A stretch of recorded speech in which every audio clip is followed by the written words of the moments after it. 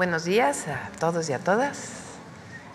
El día de hoy, 10 de octubre, es el aniversario de Guadalupe Victoria como presidente, primer presidente de México, después de Iturbide, que decide hacer un régimen monárquico. Finalmente renuncia, viene la Constitución del 24 y unos días después entra como primer presidente de México Guadalupe Victoria. Por eso el día de hoy en la tarde vamos a tener una celebración, es un día muy importante porque son realmente 200 años de la República y vamos a tener una celebración en el Zócalo, sobre todo con niños y niñas, para recuperar esta fecha histórica. Ahora, antes de iniciar la conferencia, vamos a poner un video para que todos se enteren quién era Guadalupe Victoria. Bueno, eso es lo primero. Después nos van a aclarar Ernestina y el exministro, el ministro Saldívar, sobre esto que se mencionó ayer y que ha estado en estos días, de si tiene problemas la reforma al Poder Judicial, la reforma constitucional. Se va a explicar por qué no tiene ningún problema y por qué es totalmente válida. Y después Jesús Esteva, secretario de Infraestructura, Comunicaciones y Transportes, nos va a presentar el programa Bachetón. Es un programa que teníamos en la Ciudad de México que era para tapar baches. Entonces lo traemos a nivel nacional, como lo expliqué ayer, se está licitando ya para tapar los baches de todas las carreteras federales del país. Es un programa que vamos a mantener, entonces va a terminar el día de hoy con eso. Y después Noemí, que el día de hoy pues nos toca la cápsula de Mujeres en la Historia, Tiempo de Mujeres, Mujeres en la Historia, y nos va a hablar de Rita Cetina, que no solamente lleva el nombre de la nueva beca, sino es una maestra yucateca y nos va a hablar sobre este tema. Entonces, va video de Guadalupe Victoria, después Ernestina y el ministro, después Jesús, contestamos preguntas y cerramos con Mujeres en la Historia, si les parece. Adelante.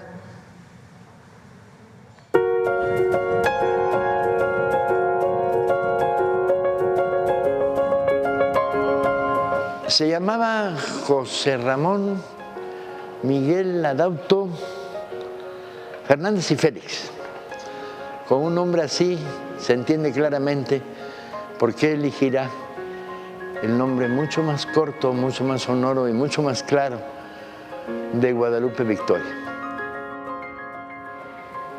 Guadalupe Victoria va a estar en todas las grandes campañas de Morelos. Va a estar en el sitio de Cuautla, que es una de las batallas de supervivencias y tenacidad más grande en la historia de la independencia. Va a estar en la toma de Oaxaca. Va a cambiar de nombre ya definitivamente, se va a llamar Guadalupe Victoria. Obviamente Guadalupe por la Virgen de Guadalupe y Victoria por los triunfos del ejército de Morelos. La insurgencia le va a dar una tarea muy importante: dirigir a los combatientes el tránsito entre Veracruz y la Ciudad de México. Se suma al ejército trigarante y junto con Guerrero e Iturbide entran a la Ciudad de México en triunfo en lo que sería la primera consecución de la independencia.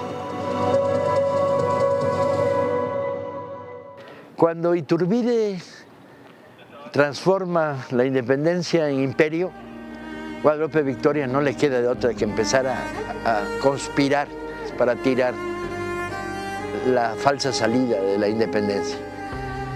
Y finalmente, a la caída del imperio de Iturbide, en el 24 se promulga la Constitución. Guadalupe Victoria será días después nombrado presidente interino y luego presidente permanente. La independencia destruye economías y caminos, destruye estructuras, destruye mercados, no hay dinero, el aparato del Estado prácticamente no existe. Y ahí este general improvisado en presidente empieza. Reconstruye la hacienda primero, la marina mercante la reorganiza, inicia los trabajos sin dinero, pero con todo el propósito de hacer un canal continental en Oaxaca, que sería previo a lo que luego sería el canal de Panamá. Entonces, lo que llamarías el transoceánico, ahí están los primeros estudios. Él mantiene relaciones con Bolívar y le manda dinero a Bolívar para apoyar la independencia del Alto Perú, ¿sí? Y no solo, firma la Carta de la Unidad Latinoamericana. Desde esta esquina del mundo, es uno de los primeros internacionalistas pan-latinoamericanistas que hay, este Guadalupe Victoria. Morirá en marzo de 1843, a los 56 años, y lamentablemente no íbamos a poder contar con él para la siguiente etapa.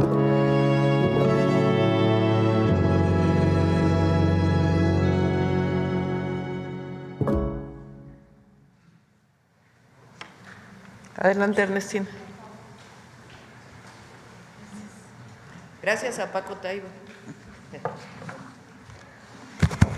Muy buenos días, con su permiso, Presidenta. Solamente para comentar esto que ha estado en la comentocracia, que lo que digo, están intentando por cualquier medio confundir a la ciudadanía, pero es muy sencillo. Hay mucha teoría, mucha doctrina, es una cosa que se llama antinomia, que sucede en todos los países, en muchas de las leyes, y que tiene salida, una salida jurídica que permite tener claridad. Aquí está muy claro el artículo 94. Este artículo fue objeto de la reforma. Está en la reforma que recién se aprobó del Poder Judicial, y establece claramente que se renovará cada 2 años la presidencia de la Suprema Corte de Justicia y cómo se va a resolver de manera rotatoria en función del número de votos que obtenga cada candidatura en la elección respectiva, correspondiendo la presidencia a quienes alcancen mayor votación. Esa es la reforma, ¿sí? Y se queda lo que han estado manifestando de manera incorrecta, que eso es lo que ahora confunde. En el 97 este párrafo no fue objeto de la reforma, eso ya estaba en la Constitución, que habla de otra manera de elegir y otro periodo, ¿sí? Bueno, eso se resuelve con un artículo transitorio que, si me hacen favor de pasarlo, es el artículo transitorio 12º. Se derogan todas las disposiciones que se opongan al presente decreto. Es así de sencillo. Lo que es válido es lo que se aprobó en la reforma, es rotatoria, es cada 2 años, de acuerdo a la votación que se obtuvo. Entonces, no hay ninguna confusión. No hay ninguna posibilidad de dar otra interpretación, así que es totalmente válida la reforma y queda claro cómo se va a nombrar a la presidencia de la Suprema Corte de Justicia. No hay ningún problema. Muchas gracias, presidente. ¿Quiere comentar algo?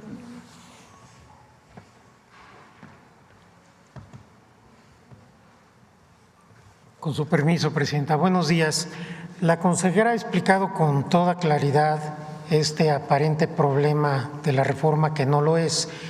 Insisto en algo que ella dijo, este tipo de antinomias o aparente contradicciones cuando hay una reforma, sobre todo una reforma tan importante, son frecuentes no solo en México, en cualquier país del mundo, y para resolverlos hay dos maneras.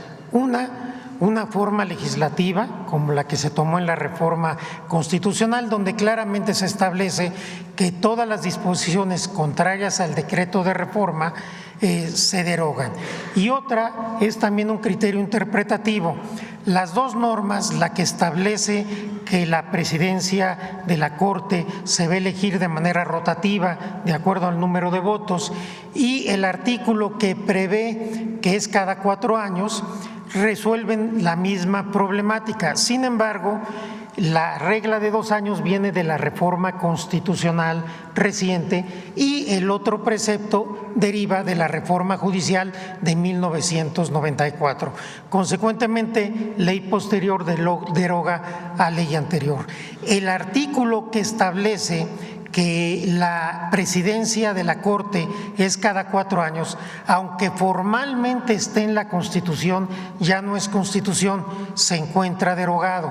Consecuentemente, no es necesario hacer ningún ajuste y la reforma judicial previó la posibilidad de cualquier conflicto con el artículo transitorio.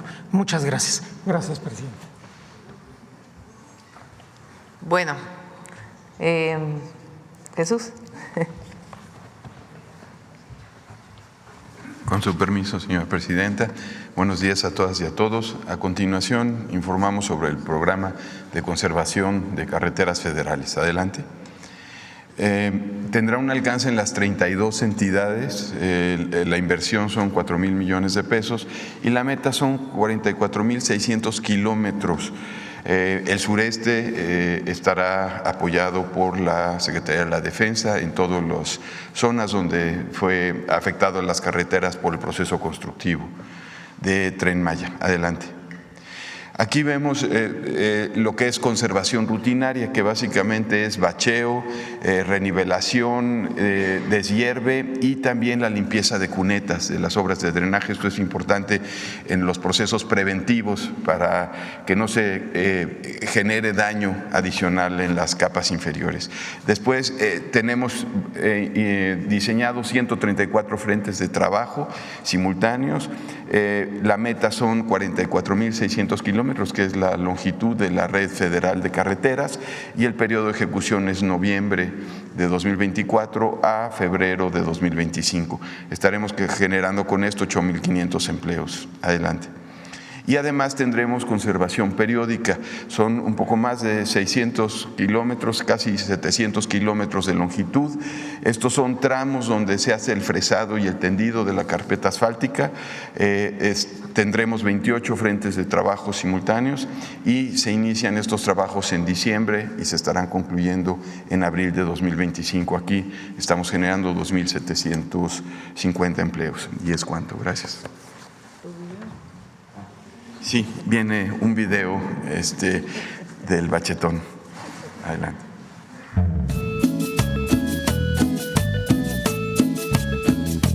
Bachetón, bachetón, es por un México mejor. Bachetón, bachetón, es por un México mejor. Ya iniciamos en noviembre 2024 y terminamos en febrero 2025. En las 32 entidades muchos kilómetros haremos. 44,000. Bachetón, bachetón, es por una nación mejor. Bachetón, bachetón, es por una nación mejor. La solución está aquí en corto, porque este México es de todos. De todos nosotros. Habrá más de 8,000 empleos. Para los baches no hay pretextos. Ya no hay pretextos. Bachetón, bachetón, es por una nación mejor. Bachetón, bachetón, es por un México mejor. Bachetón, bachetón, es por una nación mejor. Bachetón, bachetón, es por... Como saben, cuando se hacen encuestas por parte de INEGI, cuando se pregunta cuál es el problema que más afecta a la ciudadanía, el primer punto que sale son baches. Entonces, por supuesto, hay una parte que le corresponde a los municipios, otra le corresponde a los estados de la República, lo que le corresponde principalmente al Gobierno de México, al Gobierno federal, son las carreteras federales. Entonces iniciamos, ya salieron las licitaciones y afortunadamente el presidente López Obrador nos dejó finanzas muy sanas, nos dejó ahorro, entre otros, y va a cerrar muy bien el gobierno, y entonces decidimos utilizar estos 4,000 millones de pesos para este programa Bachetón, para tapar los baches de las carreteras federales.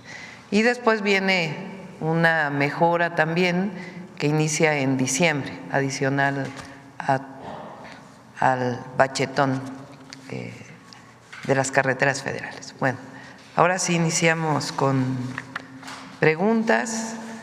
Gracias a Paco Ignacio Taibo por la explicación. Iniciamos con preguntas. A ver, acá, ¿verdad? A ver, aquí a la compañera y luego vamos. Gracias, Presidenta. Muy buenos días a todas y a todos. Liliana Noble de Pulso Saludable. Presidenta, yo la conocí a usted en el 2018, 19 más o menos, cuando usted convocaba a los ciudadanos a que participáramos en los tequios. Y yo me uní con un compañero para hacer labor social. Yo recuerdo que acudíamos a todos los fines de semana, prácticamente creo que todas las alcaldías, y en algunas ocasiones me acerqué a usted para preguntarle de esta labor social que yo considero que es muy importante, y me decía en aquel entonces que era una forma de dejarle una señalización a esos sitios, de así te lo dejo, pero ahora tú continúa y síguelo manteniendo en estas condiciones.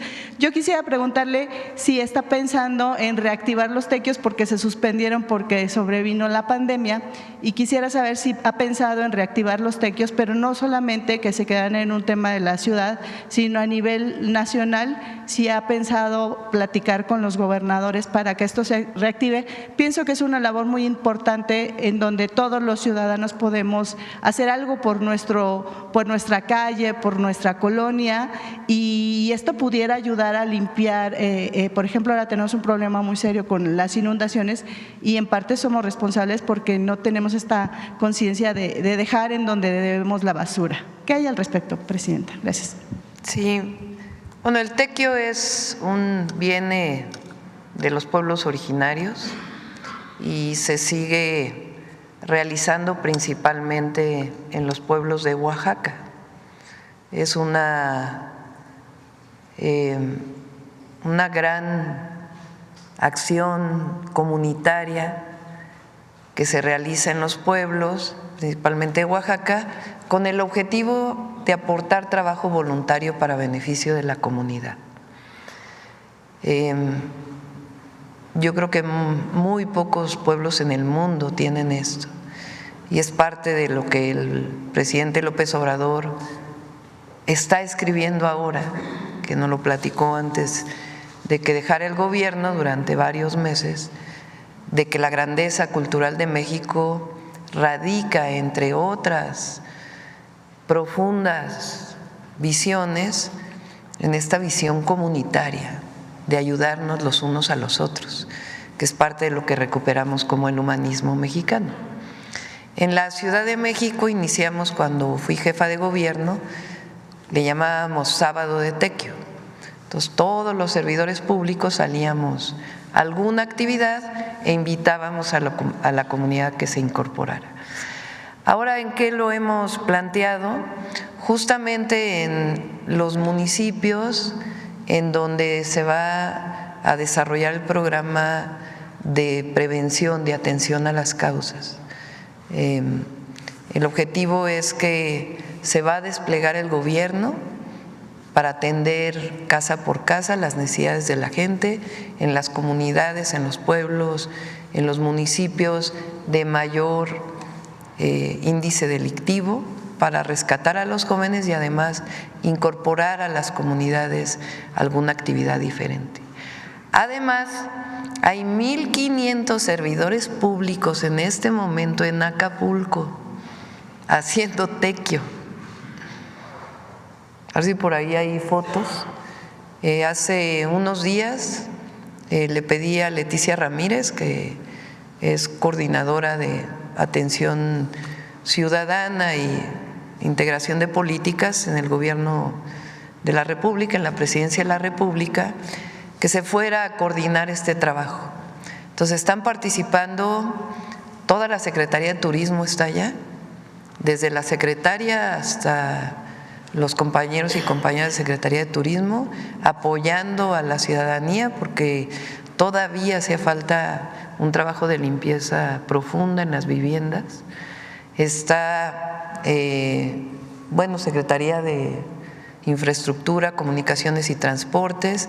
Ayer le pedí a Mario Delgado que se fuera con un equipo para ayudar en la limpieza de las escuelas, para que todavía hay escuelas que no se regresa a clases, y es pues en realidad tequio en donde también participa la comunidad. Entonces en este momento hay tequio en Acapulco y es con el trabajo de los servidores públicos que nos vamos a apoyar a las comunidades. Gracias, Presidenta. Y como segunda pregunta, quisiera conocer, habitualmente todos los años en octubre da inicio la Jornada Nacional de Vacunación.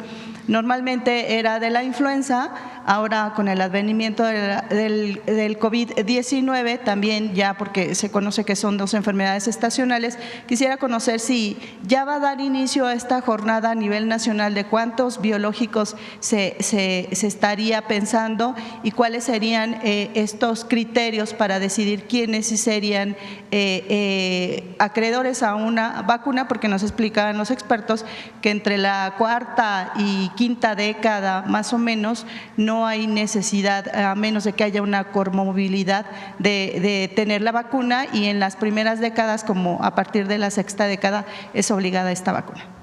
Si les parece, invitamos al secretario de Salud y a su equipo para que puedan platicar de la campaña de vacunación de invierno y en general de los programas de salud. Vamos a invitarlo la próxima semana. Gracias. Y finalmente, Presidenta, quisiera conocer, el presidente Andrés Manuel López Obrador nos dijo que ya estaba la declaratoria de zona natural protegida o área natural protegida, la parte de Calica. Yo quisiera conocer cómo va ese proceso, si ya está un decreto firmado, y saber si ustedes tienen pensado en el gobierno federal ir incrementando estas zonas tan importantes como áreas naturales protegidas. ¿Qué se sabe al respecto? Gracias. Bueno, el presidente López Obrador hizo el decreto de un número muy importante de hectáreas de áreas naturales protegidas, particularmente en el sureste.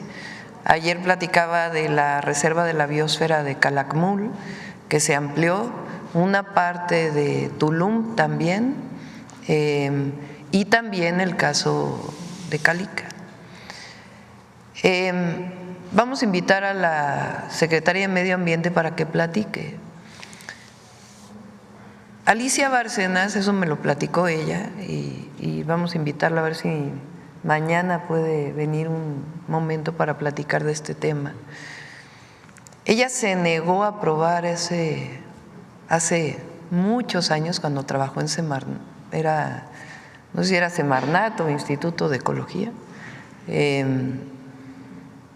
aprobar ese proyecto, porque sabía que iba a tener afectaciones al medio ambiente.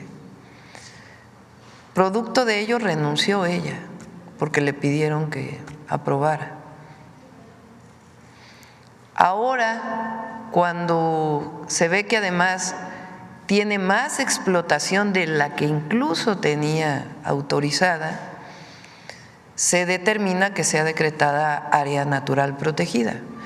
Por cierto que dijeron que había expropiación, no es expropiación, es sencillamente el cuidado del medio ambiente. Esa actividad minera, particularmente en esa zona, tiene afectaciones graves al medio ambiente. Entonces se decide decretar área natural protegida, y si quieren mañana que pueda venir Alicia para que pueda platicar cuáles son los impactos ambientales de esta mina y por qué se decide decretar la área natural protegida y el trabajo, cuál es el programa de trabajo que tienen en esta materia. Una parte no solamente es decretar más, sino que las áreas naturales protegidas tengan, se llama programa de manejo. Una zona, un área natural protegida, no solamente es que se diga no se toca, se pueden hacer actividades adentro. ¿Qué tipo de actividades? ¿En qué zonas? ¿Cómo conservar? ¿Cómo proteger? Porque no solo es un asunto de dejar intacto, se tienen que hacer labores de restauración, de limpieza. Todo eso, la ley ambiental establece que tiene que tener un área, un programa de manejo, así se le llama. Entonces viene el decreto, se avanzó, María Luisa Albores avanzó en varios programas de manejo, pero todavía quedan otros.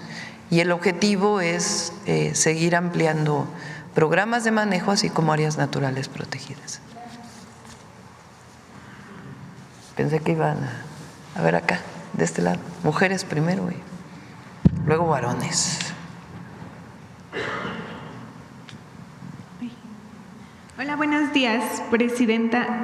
Bueno, pues aprovechando que hoy es jueves de Mujeres en la Historia, preguntar sobre un tema que ya había tocado usted en el Zócalo sobre la homologación del tipo penal de feminicidio, que fue un pendiente que quedó pues en el sexenio pasado que el presidente impulsó. Y pues preguntarle pues cómo va este proceso, cuál será la manera de hacerlo y para cuándo se tiene previsto que se logre. Es parte de las reformas que se presentaron el 3 de octubre. ¿Por qué no lo planteas qué es lo que ya está y en qué vamos a aumentar? ¿Cómo fortalecemos la tipificación de feminicidio para todos los? Sí. A ver, la presidenta envió las iniciativas y una de los planteamientos es que todas las fiscalías deben tener, las fiscalías locales y obviamente la general, deben tener fiscalías especializadas en delitos de género, poniendo énfasis sobre todo en la investigación de feminicidio, esa es la que está. Los tipos penales de feminicidio son locales, entonces ahí está la posibilidad a través de la Conferencia Nacional de Procuración de Justicia, que se ha venido trabajando el tipo penal y que tiene que ver solamente con homologar las razones de género, porque en algunos estados hay unas, en otros hay otra y demás, pero se está trabajando y es la instrucción de la presidenta que se haga hay uno a nivel nacional, pero hay que tener la homologación en los locales y estamos trabajando en eso, lo tenemos muy presente. ¿Cuándo se tiene previsto que pudiera? El tipo penal está listo, estamos más bien trabajando para que los congresos adopten ese tipo penal a través de, no solamente de las fiscalías, sino con gobernadores y demás. Pero es una instrucción que dio la presidenta y se va a cumplir. Muy bien. Perdón, no me presenté, soy Jordana González de Ruido en la Red. ¿Cómo? Soy Jordana González de Ruido en la Red. Es que no me había presentado, perdón. Muy bien. Y bueno, igual en el tema de mujeres… Vamos a revisar esto porque fue un compromiso que establecí en los 100 puntos.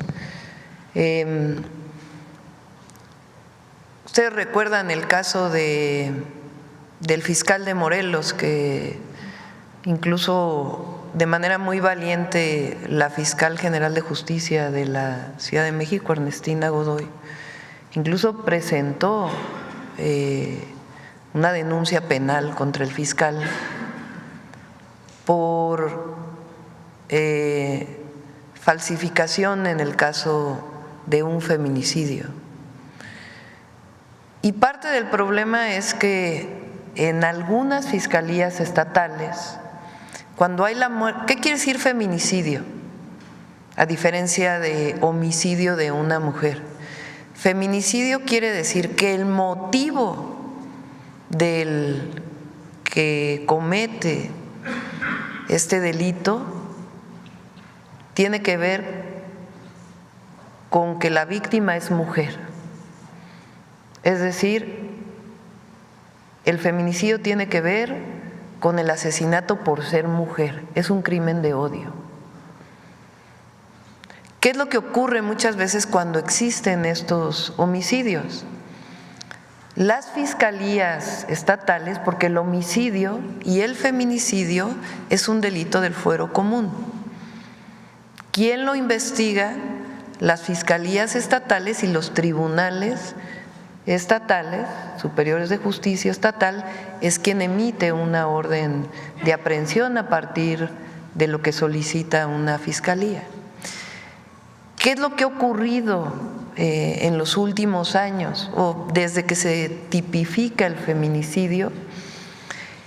Es que quieren esconder el feminicidio. Nos tocó, por ejemplo, uno de los casos más dolorosos cuando entramos al gobierno de la ciudad, fue el caso de una chica que fue asesinada, un feminicidio que ocurrió en la Universidad Nacional. Y se había tipificado por el entonces fiscal como suicidio. Fue el mismo caso que aparece en otros casos de feminicidios, como si la mujer hubiera decidido por sí misma matarse. O en otros casos es que estaba alcoholizada y murió por broncoaspiración, como el caso de Morelos que comento. Entonces, ¿cuál es el objetivo? El feminicidio es, digamos, el crimen extremo contra una mujer como crimen de odio, de discriminación. Entonces, lo que queremos es que la muerte violenta de una mujer siempre sea catalogada como feminicidio y se investigue como tal. Si en la investigación se ve que fue otro motivo, entonces se desecha feminicidio. Pero el objetivo es que se catalogue como feminicidio para investigarse como tal en el caso de la muerte violenta de una mujer. Entonces, ya hay una parte de lo que enviamos, si es necesario enviar más, vamos a enviar más, porque el objetivo es que no haya, el objetivo es erradicar la discriminación de cualquier forma en nuestro país. Pero evidentemente cuando hay crímenes de odio asociados a discriminación, pues todavía queremos mayor erradicación de ello. En la ciudad también la mayor parte de los feminicidios lamentablemente se cometen por personas cercanas a la mujer, pareja, expareja, lamentablemente, no siempre, pero muchas veces ocurre. Entonces, por eso nuestro proyecto de apoyo a las mujeres tiene que ver con una parte preventiva de que si una mujer vive una situación de violencia, el Estado, el gobierno la pueda apoyar para interrumpir ese ciclo de violencia. Y en caso de que llegue el feminicidio, que no haya impunidad.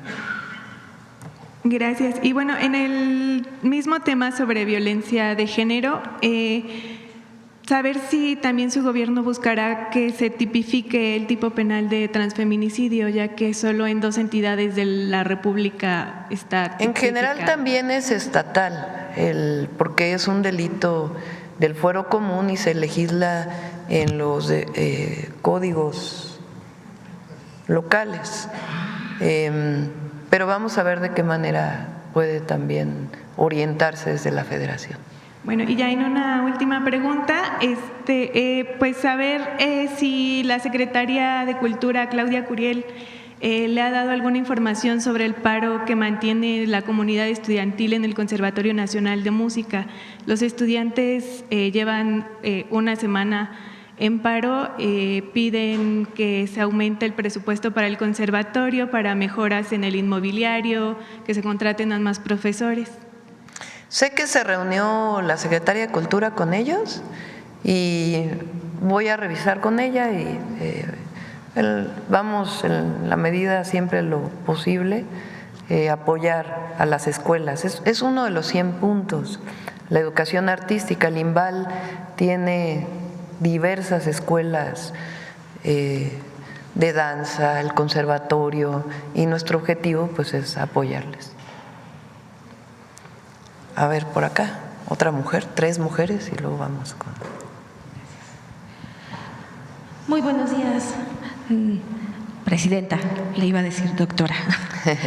Janet Galindo, de Grupo Transmedia La Chispa. Pues yo quería preguntarle, a últimas fechas se han dado grandes precipitaciones, intensas precipitaciones pluviales en los últimos meses, lo que ha permitido el llenado también de presas. En torno a esto, ¿cómo va también la recuperación del sistema Cutzamala? Está al 60%, aumentó el sistema Cutzamala, es el sistema que viene de presas de Michoacán, Estado de México, para suministrar agua a todo el Valle de México, Estado de México y Ciudad de México. Con las sequías de los años anteriores había disminuido mucho el agua en las presas y pasó de el año pasado, bueno, al principios de este año, había en época de lluvias un suministro de alrededor de 10 metros cúbicos por segundo. Eso disminuyó a 6 metros cúbicos por segundo. En este momento ya se recuperó a 8 metros cúbicos por segundo. Entonces, hay más agua, está al 60%, pero aún no se logra los niveles más altos que en otros años ha tenido. Ok, pero esta recuperación ya también ha ayudado hacia los… a mejorar el abastecimiento de agua de la zona metropolitana. De toda la zona. 2 metros cúbicos por segundo, pues es bastante. Muchísimas gracias. Y en otro tema, también preguntarle cuál es el informe que tiene al día de hoy en torno a la producción de la refinería Dos Bocas, doctora. Vamos a traer al director de Pemex, si quieren, para que pueda explicar este y otros temas, junto con la secretaria de Energía. Está funcionando la refinería Dos Bocas.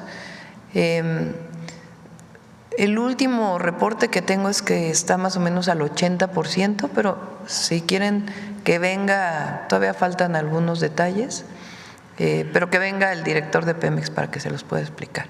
Pero está ya en vías de que opere al 100%. Todos aquellos que decían que no iba a operar están muy equivocados. Okay. Muchísimas gracias. Gracias. Bueno, a ver por acá, ahora sí. Vamos enfrente porque aquí, con prioridad, quien no ha preguntado en estas conferencias. Gracias, doctora. Buenos días. Soy Eduardo Ortega del periódico El Financiero. En primer lugar, quisiera preguntarle sobre el tema de la reforma al Poder Judicial. Ayer en el Senado, en el proceso legislativo, la oposición empezó a señalar que se metió una reserva en donde el Ejecutivo, el Legislativo van a tener veto de… No, se quitó. Se quitó, nosotros no estuvimos de acuerdo, hablamos con… había sido una iniciativa, no conozco de quién fue la iniciativa, pero no debe ocurrir eso, debe mantenerse lo que está establecido en la Constitución. Ok. Muchas gracias. En otro tema le quiero preguntar sobre el presupuesto. Usted ayer mencionaba que se va a bajar el déficit. Entonces yo quiero preguntarle de manera puntual si el déficit va a bajar de 6% al 3.5% como usted había ya dicho, o si va a bajar del 6% a solo el 5%, que es como ha trascendido que quizás va a suceder. Sí. Primero, va a cerrar un poco menos que 6%, algunos puntos. Esa es por lo menos la estimación que tiene Secretaría de Hacienda. Y el objetivo para el próximo año es una reducción importante del déficit. El objetivo pues es llegar al 3.5, pero estamos viendo, no queremos tampoco… va a haber una reducción importante y, como se dice, los mercados van a recibirlo bien. ¿Qué es lo que no se puede hacer? Que es, digamos, lo que había antes.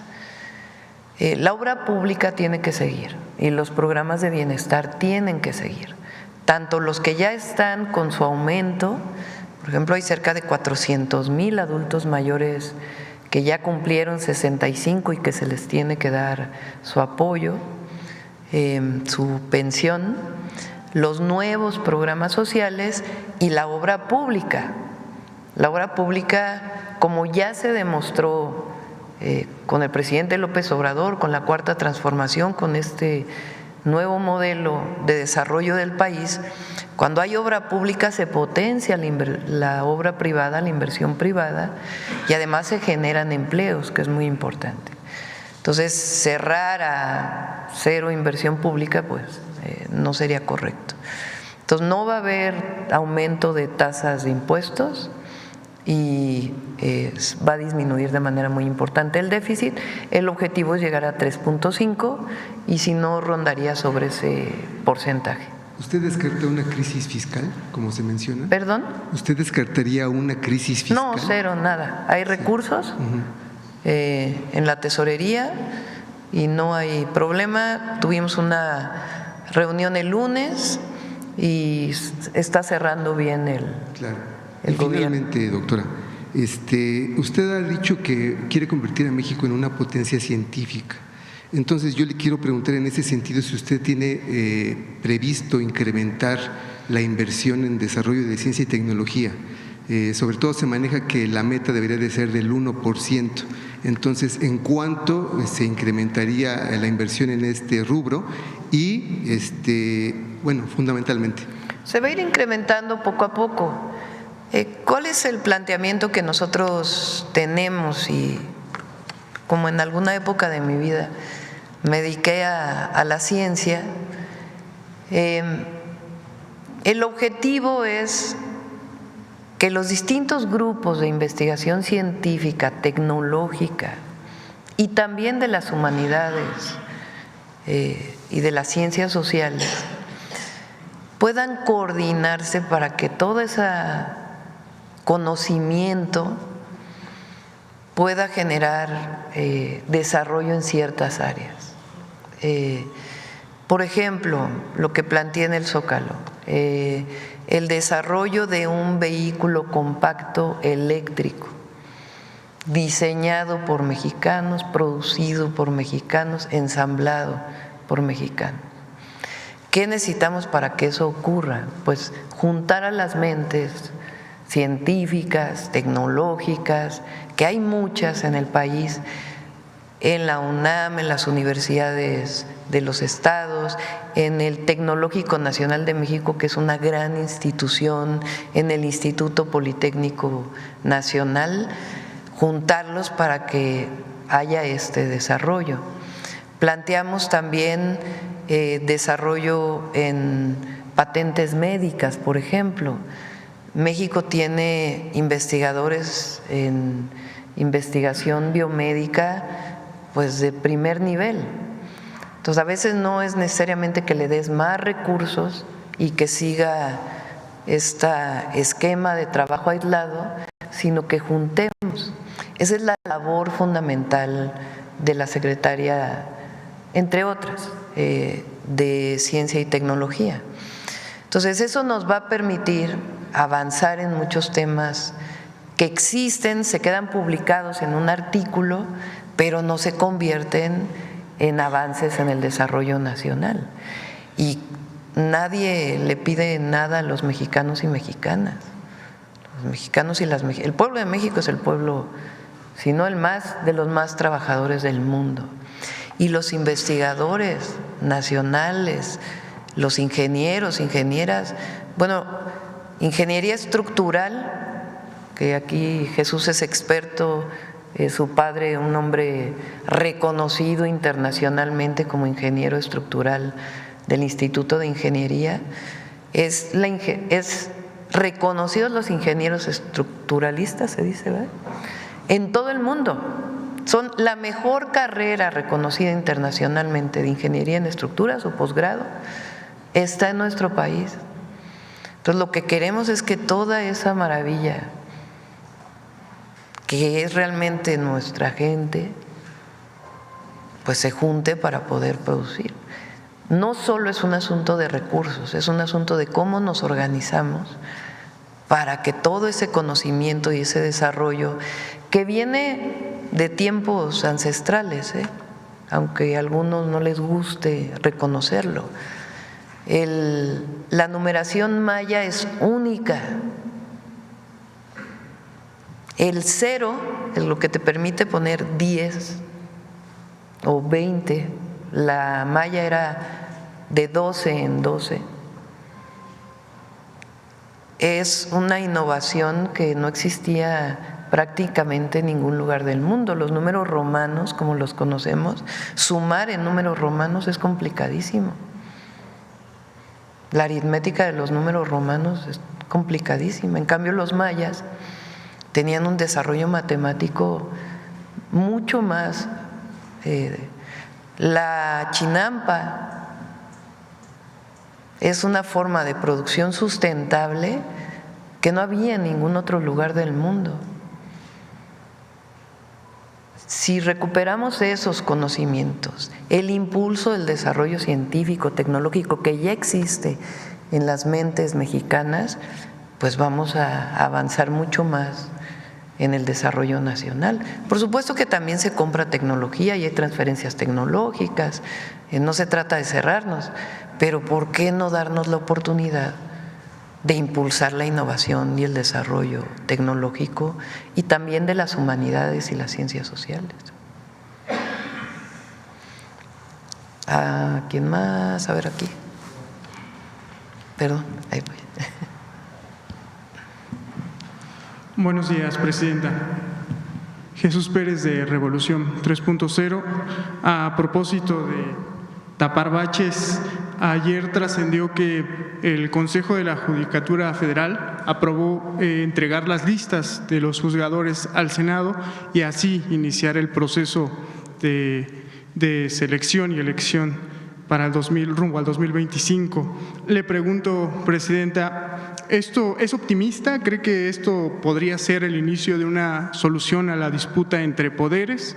Y si esto también puede ser resultado de la reunión entre el presidente del Senado, Gerardo Fernández Noroña, y la ministra presidenta Norma Piña, ¿esto abriría la posibilidad de que usted se pueda reunir con la Corte? No me voy a reunir con la Corte. La secretaria de Gobernación, en todo caso, tiene la atribución para reunirse con cualquier poder o a resolver cualquier asunto que tenga que ver con la gobernabilidad de nuestro país. Les voy a decir los hechos y ustedes dan las interpretaciones. En el Consejo de la Judicatura quedó la votación 4-3 por primera vez a favor de que se entreguen las listas. Hubo 3 miembros del Consejo de la Judicatura que votaron en contra de que se entregara la información que constitucionalmente deben de entregar. 2, ayer aceptó la Corte, se llama recursos de inconstitucionalidad o controversias, ¿cómo se dice, ministro? Acciones de inconstitucionalidad de partidos políticos. Los partidos políticos no tienen atribución más que en algunos casos electorales de presentar estos recursos. Y a pesar de ello, la Corte los aceptó. Debería de haberlos rechazado porque no tienen personalidad jurídica los partidos políticos para presentarla. Si hubiera sido el 33% de una Cámara, que es lo que se establece, entonces sí. El argumento que dan es que es por asuntos electorales, porque es un asunto electoral. No tiene que ver este asunto electoral con los partidos políticos. O sea, ellos mismos, fíjense, la elección de jueces, magistrados y ministros aprobada en la Constitución, publicada en el Diario Oficial, porque hoy el Poder Judicial tiene graves problemas de corrupción. Ayer, por ejemplo, aceptaron un amparo otra vez para que no se paguen los impuestos de una empresa que ya saben cuál es. Bueno, ahí está otro caso. Para que se retrase, no más que no se paguen, para que se posponga la resolución. ¿Cuánto lleva ese caso? Y ayer se aceptó ese amparo para que se siga posponiendo. Ahora, el PRI y el PAN presentan esta acción de inconstitucionalidad. ¿Qué tienen que ver los partidos políticos en la elección de jueces, magistrados y ministros? Nada. Ellos mismos quieren, fíjense de qué tamaño es su contradicción. Nosotros dijimos, cuando se presenta la reforma, a ver si me explico con calma para que se entienda. Cuando se presenta la reforma, critican al presidente López Obrador porque dicen que se va a partidizar la elección de jueces, magistrados y ministros. Entonces el presidente López Obrador, la secretaria de Gobernación, Luisa María Alcalde, dice, no tienen nada que ver los partidos, esta es una decisión del pueblo. Va a haber listas, convocatoria y los partidos políticos tienen prohibido participar. Es una elección directa de la gente, sin los partidos políticos como intermediarios en ese proceso. No es como en las elecciones a presidenta, a diputados, senadores, cabildos, presidente municipal, diputados locales, donde participan los partidos políticos. En el caso de jueces, magistrados, ministros de selección, los partidos políticos tienen prohibido participar. Entonces, no es una elección por partidos políticos. Sin embargo, ayer aceptan una acción de inconstitucionalidad de un partido político o de dos partidos políticos.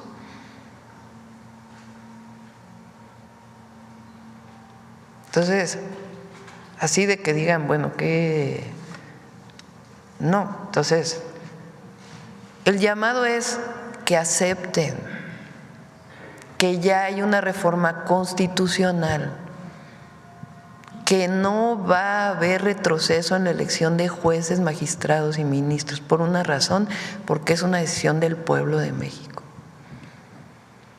Para seguir hablando bien de la Corte, ayer la segunda sala también aprobó un proyecto del ministro Alberto Pérez Dayán donde se limitan las facultades de la UIF, particularmente para bloquear cuentas ligadas a la delincuencia organizada. Uno de los interesados, el exgobernador de Tamaulipas, Cabeza de Vaca, fue el que promovió este recurso a través de su abogado. ¿Qué opinión le merece que, por cierto, la ministra Lenia Batres advirtió que beneficiaría precisamente a figuras como Cabeza de Vaca? Lo estamos revisando. Les pedí hoy justamente a la consejera jurídica, al doctor Saldívar, que analicemos cuáles son las implicaciones, o sea, exactamente a qué se refiere esta resolución y cuáles son las implicaciones, porque tiene que ver con lavado de dinero en el extranjero. Entonces, lo vamos a revisar antes de poderles dar nuestra opinión y ya que tengamos una revisión clara, que se pueda explicar claramente, se los planteamos aquí en la conferencia. Finalmente, Presidenta, ayer se aprobaron los cambios en el Congreso de la Unión a la Constitución, a los artículos 25, 27 y 28 en materia de soberanía energética. Me gustaría conocer su opinión porque para uno se trataría como una renacionalización, es decir, en positivo, de Pemex y CFE, fortalecimiento, pero hay ya voces típicas de la iniciativa privada que hablan de competencia desleal y de un monopolio público. Sí. Primero, felicitar a los diputados por haber aprobado esta reforma constitucional. En parte sí es revertir una parte de la reforma del 2013. Ayer lo explicamos. las empresas públicas, Comisión Federal de Electricidad y Pemex, fueron creadas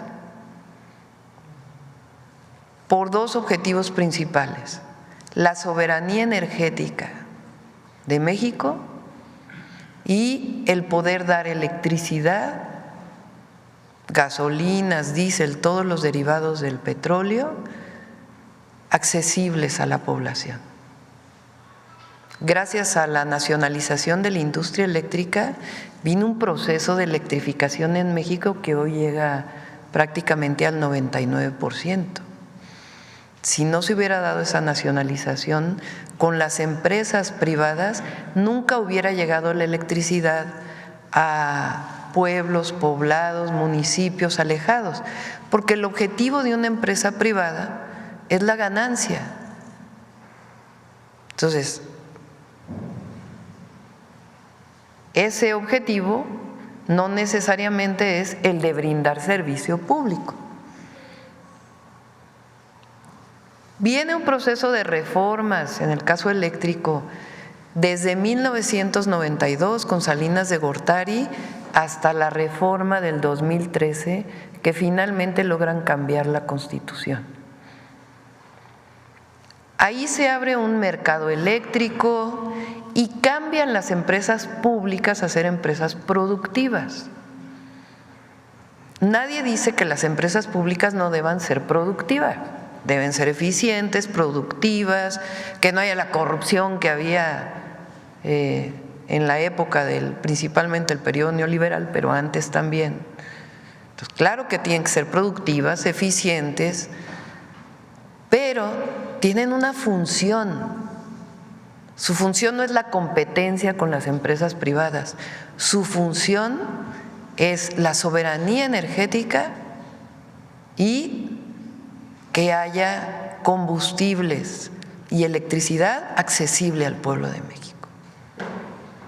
Entonces, pasan de empresas productivas a empresas públicas. Sí se revierte una parte de la reforma del 2013 y eso es benéfico para México.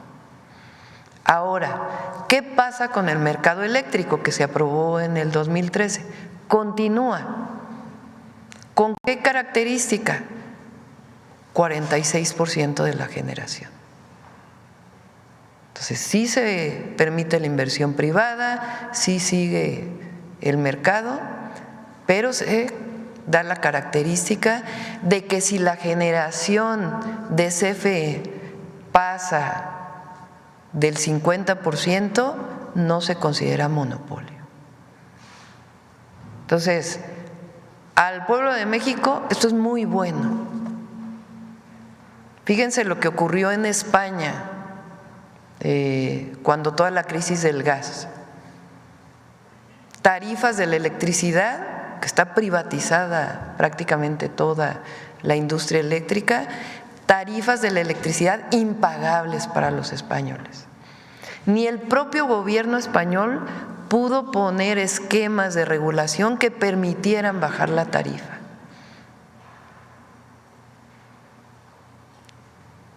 ¿Qué hacen todos los países del mundo? Y eso está en todas las reglas de cualquier país. La soberanía del país depende en mucho, porque nuestra economía depende de la energía, de que tengamos la capacidad de generar la energía en nuestro país. ¿Cómo? Con Comisión Federal de Electricidad sólida, fuerte, y también la inversión privada. Entonces, ¿qué le pedí para que no haya preocupación en el sector privado? Por supuesto que es algo que veníamos trabajando, lo dijimos en campaña, no es algo nuevo, que haya una mesa de trabajo para que se entienda cómo pueden participar, en dónde pueden participar. Todos los contratos que había con CFE, todos son respetados, no tiene ningún problema lo que existe actualmente.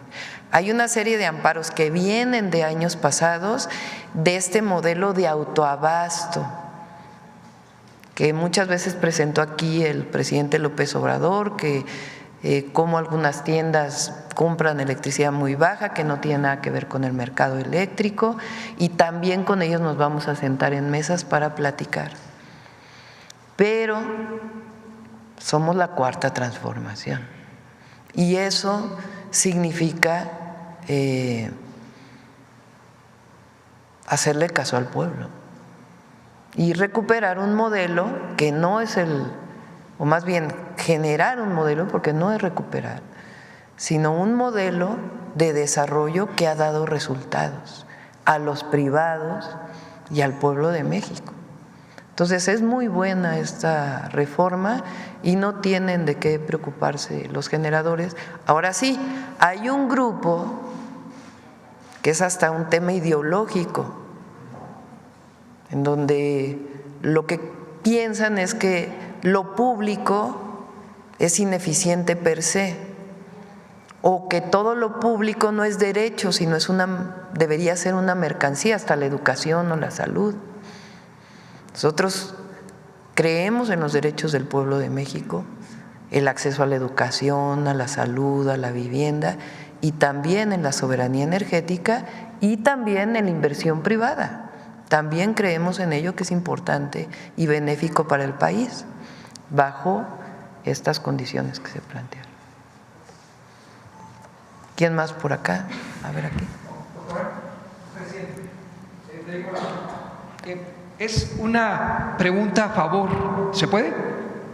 Presidenta, usted debe ir al foro de la cumbre climática de Bakú en Azerbaiyán, porque de acuerdo con el semanario Der Spiegel, solamente Margaret Thatcher y la ex canciller Angela Merkel, que estudió química cuántica, y la señora Thatcher estudió investigación en química, tienen una visión general de lo que enfrenta el planeta a propósito del cambio climático. Y Der Spiegel hace alusión a su caso como investigadora en ingeniería climática. ¿Asistirá o no? ¿Pedirá permiso al Congreso para viajar a Bakú, Azerbaiyán? Porque ahí se le requiere. Este es el primer punto. El segundo punto es que la gobernadora electa de Veracruz se ha pronunciado, ella también ingeniero, por activar… Ingeniera, sí, correcto. Se ha pronunciado por activar la tercera planta nucleoeléctrica en Veracruz.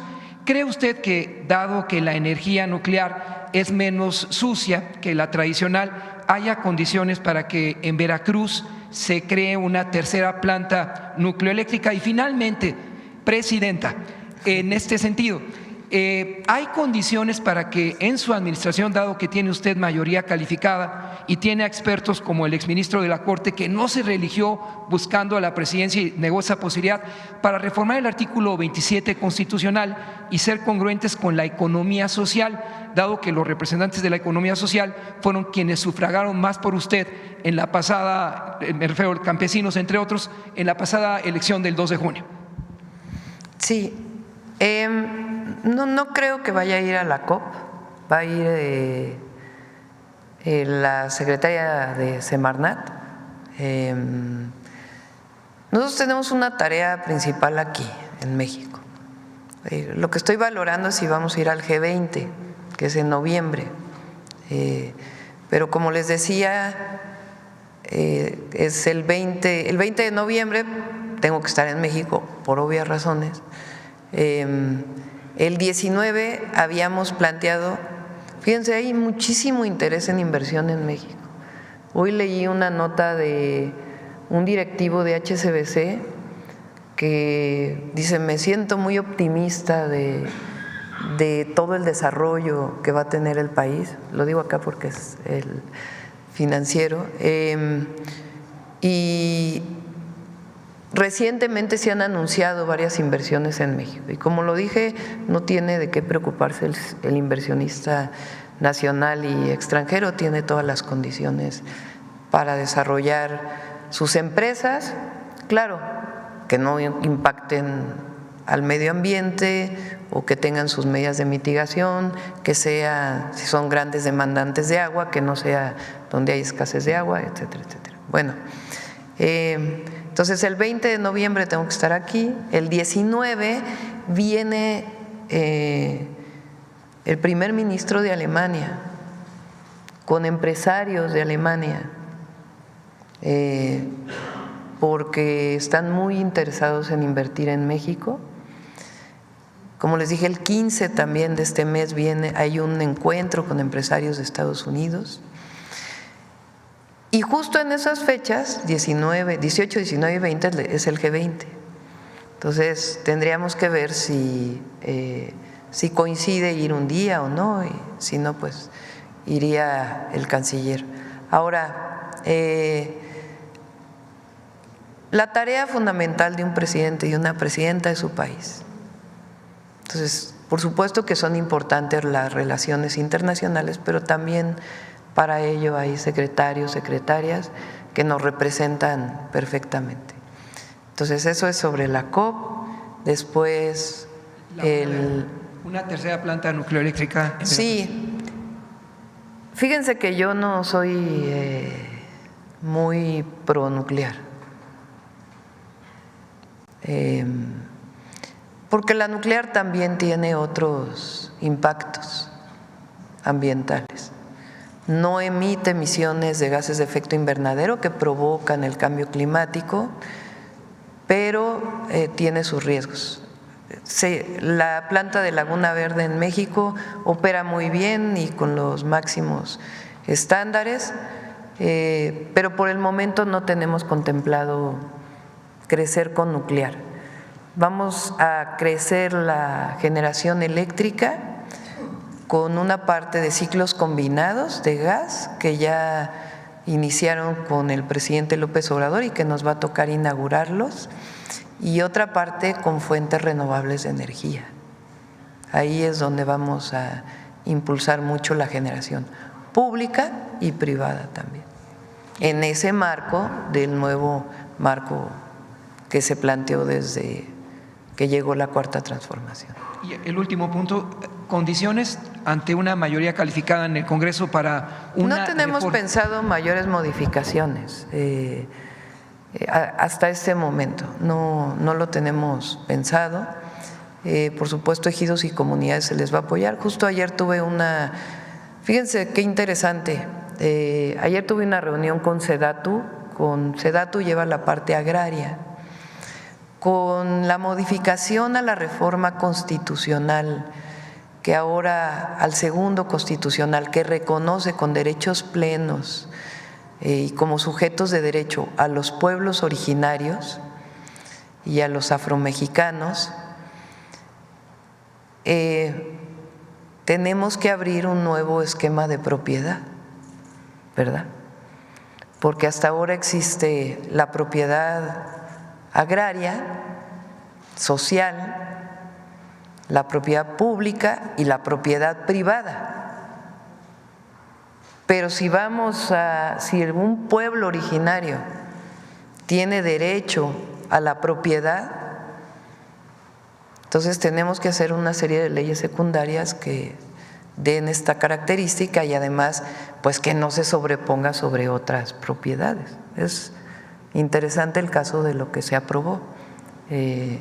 Por ejemplo, el regreso de la tierra al pueblo yaqui fue principalmente a comunidad agraria, a las comunidades. La mayor parte de Oaxaca, que es donde más pueblos originarios hay en México, es propiedad social, comunal. Entonces, al hablar de reconocimiento de propiedad de un pueblo originario, tiene que quedar muy claro la parte agraria y la parte de pueblo originario, pero no tenemos planteado, y también aprovecho para decirlo porque en la campaña se dio y por si hay la propiedad privada está totalmente resguardada y nadie va a hacer ni expropiaciones ni vamos a andar quitándole la propiedad a nadie. Iberdrola le debe a México $600 millones y por un litigio en el Poder Judicial finalmente, Presidenta, Iberdrola no ha pagado. ¿Cree que con el expertise del exministro, la doctora, también Iberdrola pueda restituir esa deuda que tiene con México, dado que el antiguo Poder Judicial le condonó ese pago de $600 millones que se tenía que resolver en el 2024 o en el 2023? Tendría que revisar exactamente a qué te refieres. ¿Qué horas son? Ya merito. A ver aquí. Buenos días, doctora. Preguntarle, reiterando pues el tema de las reformas judiciales, usted antes de tomar posesión, pues les dio un mensaje a los diputados para que cuidaran el proceso legislativo, para que se cumplieran las normas y los tiempos, de manera que no lo pusiera en riesgo. Con este tema del la contraposición entre los artículos, ¿cómo lo toma usted? ¿Como un descuido o si tiene algún tipo de llamado a los diputados? Pues porque todavía tienen más reformas que sacar adelante, tanto las del presidente como las de usted. Esa sería la primera pregunta. No, lo hicieron. ¿Por qué no ponen otra vez el final de lo que explicó Ernestina y el ministro Saldívar? El transitorio.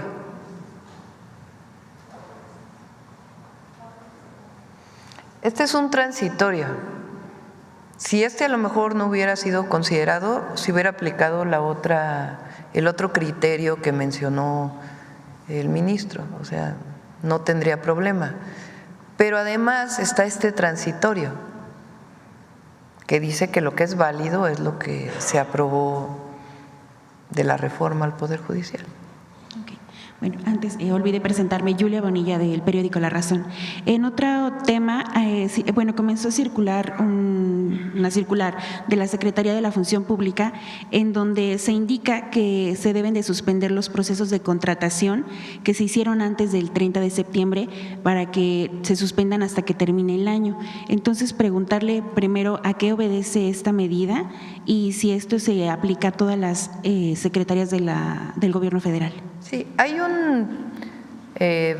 normalmente se cierra el presupuesto en un determinado momento para que ya no pueda haber nuevas contrataciones. Por ejemplo, esta nueva contratación que hace Comunicaciones y Transportes para el bacheo, pues tiene autorización. Entonces hay un cierre, digamos, del presupuesto, pero eso no quiere decir que ya no se va a gastar en nada, sino que hay techos presupuestales que tienen que completarse. Pero hay casos de contratos pues, que ya no daría tiempo de terminarlos si se hicieran ahora. Okay. Bueno, y ahora relacionado con el tema hídrico que tocó hace un momento, usted planteó en sus 100 puntos pues echar a andar un nuevo plan nacional en materia hídrica. Preguntarle si esto estaría pues considerando, por ejemplo, realizar reformas en cuanto al Tratado de Aguas de 1944, que pues cede agua a Estados Unidos, etcétera, sobre todo también por el punto que usted comentó en el que las presas, a pesar de las lluvias recientes, pues quizá no han alcanzado los niveles de almacenamiento de años anteriores. Entonces, si ya tiene más detalles sobre cuál es la estrategia que va a seguir para asegurar el abastecimiento y también considerando que es un punto clave para el plan de inversiones que contempla para el país. Sí. Sí se está considerando la modificación de algunas leyes. ¿Qué es lo que estamos haciendo ahora? El director general de Conagua, en este caso además en coordinación con el secretario de Desarrollo de Agricultura y Desarrollo Rural de SADER, se están reuniendo con distritos de riego, porque en algunos casos tienen concesionada el agua, tienen más agua concesionada de la que usan, por un lado. Y por otro lado, como vamos a hacer un programa de tecnificación de riego muy importante para disminuir el consumo de agua en riego, aumentar la productividad del campo y que se libere agua para otros usos, se está platicando con ellos porque, por ejemplo, si tienes, es hipotético, 10 millones de metros cúbicos concesionados, y con la tecnificación solamente vas a usar 5, pues que se liberen esos otros 5 para que se puedan usar en otros usos. Tanto con distritos de riego como con industriales que consumen agua, se está reuniendo el director general de Conagua con el objetivo de hacer un acuerdo nacional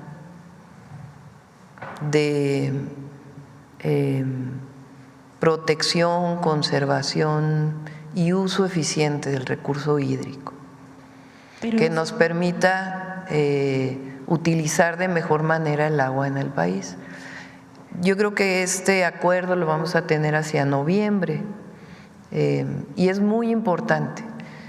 Y la idea es que se generen estos acuerdos que nos permitan usar de manera más eficiente el agua, además de obras estratégicas que vamos a desarrollar. Pero sí se plantearía el reformular este tratado que no, permite. El tratado no se tiene. Ese no se toca. No. Ok. Y en otro tema, en el Senado se está perfilando pues la reelección de Rosario Piedra para la CNDH. Esto se da en un contexto donde mismos trabajadores de la comisión pues se han manifestado inconformes con la administración, realizando diversos señalamientos en contra de la presidenta de la comisión. Pero bueno, ¿cuál es su comentario al respecto? Que decida el Senado. No voy a orientar hacia una u otra persona. Entiendo que en estos días se abre ya la convocatoria y que decidan las y los senadores. Ya por último nada más, el tema del INAI, usted ayer comentaba que cuestionaba más bien si es necesaria una institución con la dimensión para procurar la transparencia. Ayer en una entrevista el comisionado presidente Adrián Alcalá pues puso sobre la mesa más disposición al diálogo, planteando desde él pues que la posibilidad de que el mismo instituto pueda tener una reducción en su estructura interna como una medida para considerarse para que no desaparezca este órgano autónomo. ¿Se ve viable la reducción o de plano es que se puede platicar? El problema es que tiene muchos problemas el INAI, aunque ayer en las redes de algunos del PRIAN manifestaron y otros comentócratas que queremos la opacidad y no, vamos a ser transparentes, pero tenemos nuestras reservas con el INAI y ahora no. Si quieren platicar con la secretaria de Gobernación, lo pueden hacer, no se cierra. Por cierto, ayer, no sé, a ver si está el video de cómo fue que, ya ven que ayer hablamos de, una compañera preguntó de lo que pasó ahí en el edificio del INAI. Ayer, salió en redes sociales, ¿no? ¿Sí lo tiene? Lo mandó… No, es el video de… Es un chico que va caminando solo. O sea, ayer rompieron el vidrio del edificio del INAI en la madrugada de ayer. Y salió en redes sociales un video de un chico que va caminando solo. Después me lo envió también el secretario de Seguridad de la Ciudad de México, Pablo Vázquez, porque están pues en las investigaciones y ya con la fiscalía. Es un chico solito que agarra una piedra, la levanta y rompe el vidrio.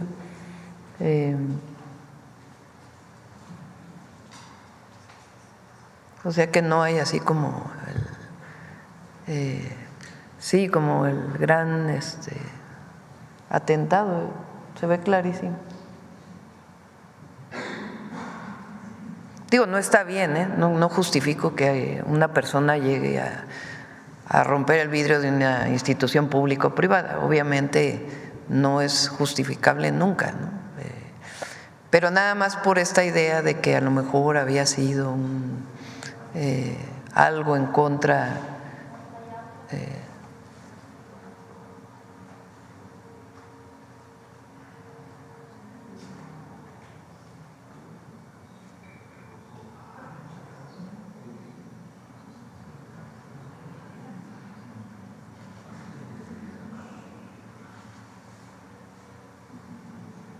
Eso fue lo que ocurrió, estaba en las redes ayer, pues eso fue lo que ocurrió y pues obviamente es condenable que esto ocurra, pero es un individuo que agarra una piedra y la rompe. Y la Fiscalía de la Ciudad de México está haciendo las investigaciones.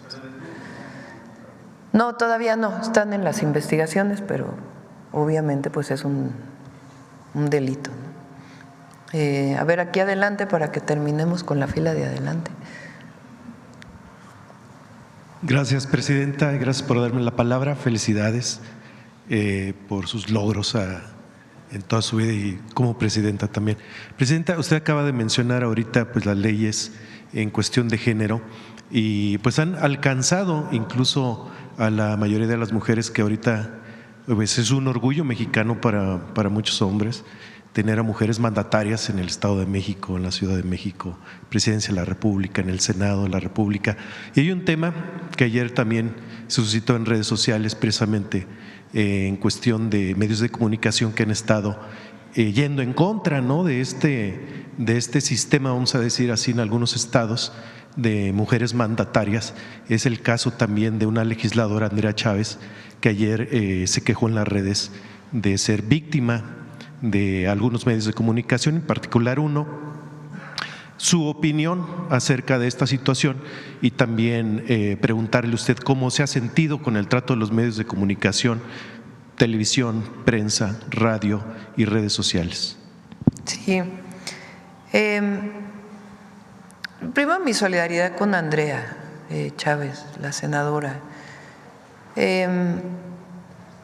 Por supuesto hay libertad de expresión y no se trata de censuras, ni mucho menos.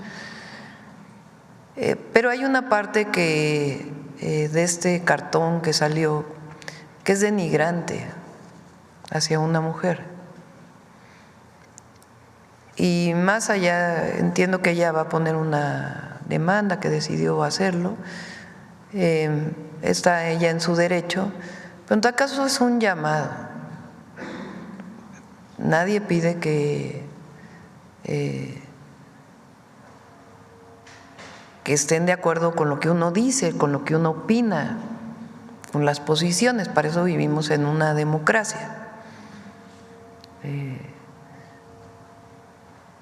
Pero hay una parte que es particularmente contra las mujeres,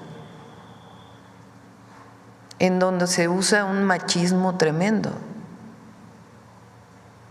Entonces, un llamado a que se eleve el nivel y que no se caiga en esta denigración a una mujer. Entonces, a cualquier mujer que viva una condición de burla, discriminación por el hecho de ser mujer, independientemente de su posición política, repito, y pueden pensar que el límite es esa línea es difícil de decir hasta dónde sí, hasta dónde no, por eso es más un llamado. Entonces, cuando se hace uso, cuando no se está de acuerdo con una posición política o un dicho que hace una mujer, particularmente una legisladora en este caso, pero se usa su condición de mujer para denigrarla, yo creo que eso, bueno, ya hay una mujer presidenta, yo creo que es parte de este proceso. Todas las mujeres mexicanas, las que estamos aquí, algunas más que otras, hemos vivido una situación de machismo contra nosotras, hasta de acoso. Todo eso está tipificado y tiene que tener sus reglas. Pero es un llamado a que, si no se está de acuerdo, que usen otros su creatividad orientada de una manera distinta y no a denigrar a una joven, además tan brillante como Andrea, por su condición de ser mujer. Entonces, esa es mi opinión y mi solidaridad con Andrea. Y en cuanto a usted, el trato de la prensa a más de una semana de su mandato. Pues varía. Y es parte pues de la democracia. El que no estén de acuerdo, qué bueno que haya gente que no esté de acuerdo. Y también pues uno tiene derecho de réplica, ¿no? Esto se instauró en el gobierno del presidente López Obrador, en donde las críticas que hacen a la presidenta o a políticas de gobierno, pues tengamos la posibilidad también de debatirlas desde aquí, ¿no? Entonces, Presidenta, pero hasta ahora, disculpa. bueno, ya vamos a cerrar porque viene tiempo de mujeres en la historia. Una disculpa, mi nombre es Javier Pérez de HC. Como último tema, usted acaba de mencionar hace unos minutos que busca convertir o se busca convertir a México en una potencia en diferentes áreas, en este caso en el sector salud. Preguntarle cómo va el tema de alternativas médicas originarias de pueblos originarios, del Instituto Politécnico, si hay un presupuesto en general y si se aceptaría a mentes mexicanas en el sector salud que aportaran conocimiento para obviamente revolucionar el sistema médico, la medicina y traer una mejor salud a los mexicanos. Sí, el secretario de Salud y el equipo de salud que tenemos es realmente muy reconocido, nacional e internacionalmente, además con mucha sensibilidad social. El doctor Kersenovich está viendo incluso el tema, por ejemplo, de las parteras, que se quedó una parte se avanzó y otra parte está pendiente. Que es importante y que teniendo las reglas, las formas, etcétera, es importante que sean reconocidas. Entre otras muchas cosas, cuando fue la pandemia, con el doctor Kersenovich, que entonces estaba de director del Instituto Nacional de Nutrición, se analizaron con métodos científicos remedios naturales, digamos, para ver si tenían, que estaban saliendo en artículos internacionales, beneficios para curar la pandemia, el COVID-19. Entonces, sí, es parte de lo que se está haciendo. Bueno, ya cerramos, viene Noemí. A la próxima ahí, ¿por qué no hacemos que apuntemos como para mañana que queden pendientes? Noemí. Con su permiso, Presidenta. Muy buenos días a todas y todos. El día de hoy vamos a dedicar la sección de Mujeres en la Historia a la profesora Rita Cetina Gutiérrez. Seguro es un nombre que ustedes escucharon a lo largo de esta semana, porque es así como se va a llamar o lleva el nombre de las becas universales que se van a entregar a partir del siguiente año, iniciando con educación secundaria. Es un gran homenaje a la profesora Rita Cetina Gutiérrez, una profesora yucateca.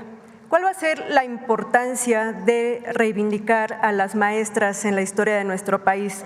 Nada más dimensionemos hoy día que de la matrícula de estudiantes normalistas, es aproximadamente 115,000 estudiantes, más de 80,000 son mujeres. Eso nos habla de la amplia cobertura que tienen las mujeres, particularmente en educación básica. 80%, más de 70%, según de acuerdo con el INEGI, son mujeres en educación básica. Es por eso que es muy importante que recuperemos a las maestras, a las referentes históricos que han consolidado el sistema educativo nacional y sobre todo en educación básica. ¿Quién va a ser una de ellas? Rita Cetina. ¿Por qué es tan importante? Ustedes pueden ver en las imágenes parte de la revista La Siempre Viva. Ubiquemos a Rita Cetina en Mérida a finales del siglo XIX, particularmente en 1870. Es una maestra que está poniendo en tela de juicio el que las mujeres no se estén educando en las ciencias.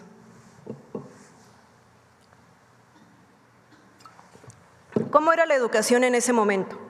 Era una educación unisexual. ¿Qué quiere decir esto? Que sabemos que estaban divididas las escuelas para niñas y para niños. Una de las razones principales que diferenciaban a estas escuelas es que el programa de estudios era diferente.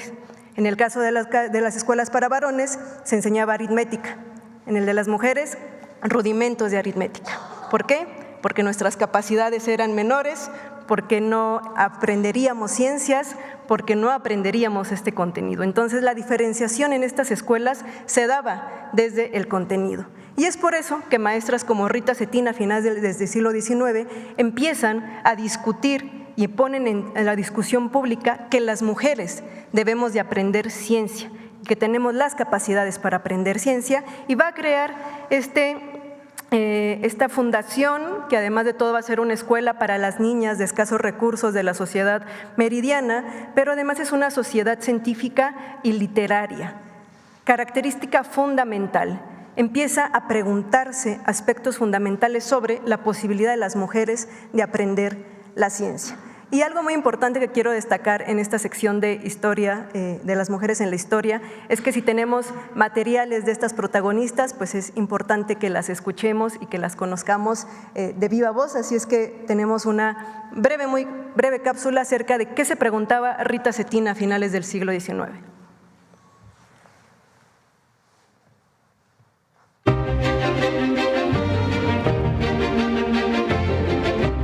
Al proponernos hoy trasladar al papel nuestras ideas acerca de un asunto tan importante como es el de la emancipación de la mujer, no tenemos más objeto que esclarecer más nuestras creencias sobre esta cuestión. ¿Por qué tenerla sumida en la ignorancia y emplearla solamente en el trabajo material? ¿Por qué no acercar a sus secos labios las bienhechoras aguas de la ciencia para que, apurándolas, pueda levantarse de la postración en que ha vivido tanto tiempo? Queremos, pues, deseamos con ardor que la mujer se ilustre para que, abarcando su inteligencia todos los conocimientos del hombre, pueda indagar y descubrir, como él, los secretos arcanos de la naturaleza. Esto lo publicaba Rita Cetina en 1870 en el número 2 de La Siempre Viva. Les decía yo que su Sociedad Científica y Literaria también tuvo como característica la publicación. Esto va a ser fundamental sobre todo en la parte de la trascendencia. No es casualidad que los primeros congresos feministas mexicanos se hayan dado en Mérida, Yucatán, y que las más de 600 asistentes a esos primeros congresos feministas mexicanos hayan sido maestras. Tampoco es casualidad que en Yucatán tengamos a otras mujeres como Elvia Carrillo Puerto. Pensemos, por ejemplo, que las primeras diputadas mexicanas en 1923 precisamente se dan en Mérida, Yucatán, o en este año que estamos reivindicando a la figura de Felipe Carrillo Puerto, pues justo va a ser en el gobierno de Felipe Carrillo Puerto donde las mujeres de manera local van a ser las primeras diputadas en nuestro país, a más de 100 años. Otra característica muy importante es que la propia Elvia Carrillo Puerto, conocida como la monja roja del Mayab, va a reivindicar a Rita Cetina. La Liga Feminista va a llevar su nombre, es decir, las maestras yucatecas, las maestras que empiezan a consolidar una educación laica y que busque la emancipación de las mujeres, van a tener un punto fundamental en Mérida y les digo yo, va a tener una trascendencia muy importante porque no es casualidad que nuestras primeras diputadas se hayan dado en esta entidad federativa y la siguiente semana, el 17 de octubre precisamente, se van a cumplir 71 años de la reforma al artículo 34 que reconoce el derecho de las mujeres mexicanas a votar y ser votadas y hoy lo vemos con una realidad como es la primera presidenta mexicana. Así es que todo esto es una cadena, veamos la trascendencia, la importancia de cómo estas maestras mexicanas no solamente reivindican la educación, sino también una revolución social. 1916, mientras estaba gestando la revolución en nuestro país, estaban los primeros congresos feministas, también no lo dejemos de lado. Y para profundizar más en la participación, influencia, trascendencia de la profesora Rita Cetina Gutiérrez, les invito a consultar 2 libros que publicó el Instituto Nacional de Estudios Históricos de las Revoluciones de México. Es una colección de 3 tomos que se llama Las Maestras de México. El tomo 1 tiene una biografía de Rita Cetina escrita por la historiadora Lucrecia Infante Vargas y también el INER con sus descargas gratuitas pueden consultar su portal, tiene la biografía Rita Cetina, La Siempre Viva y el Instituto Literario de Niñas, una cuna del feminismo mexicano. Siempre lo he dicho, Yucatán es la cuna del feminismo en nuestro país y les invito a las y los maestros pues también empezar a tener nuestros referentes históricos. Estoy segura que Rita Cetina, así como en su momento Elvia Carrillo la reivindicó, las mujeres de hoy, las maestras de hoy y la presidenta están otra vez poniendo la discusión de estas mujeres de finales del siglo XIX al día de hoy. Muchas gracias, excelente día. Nada más con esto cierro. Noemí no solamente presenta esta sección, sino que es la subsecretaria de Educación Básica de la Secretaría de Educación Pública y es maestra. Muchas gracias a todos y a todas. ¿Perdón? Pues es agenda interna y varias reuniones internas y en la tarde a las 7 es este evento en el Zócalo. Mañana hay conferencia, en la tarde vamos a ir a Acapulco a hacer una revisión de los impactos del huracán John en Acapulco. El sábado vamos al Estado de México, vamos a tener una reunión con los presidentes municipales y las presidentas municipales del Oriente para este programa que anuncié y el domingo vamos a Querétaro. Gracias a todas y a todos.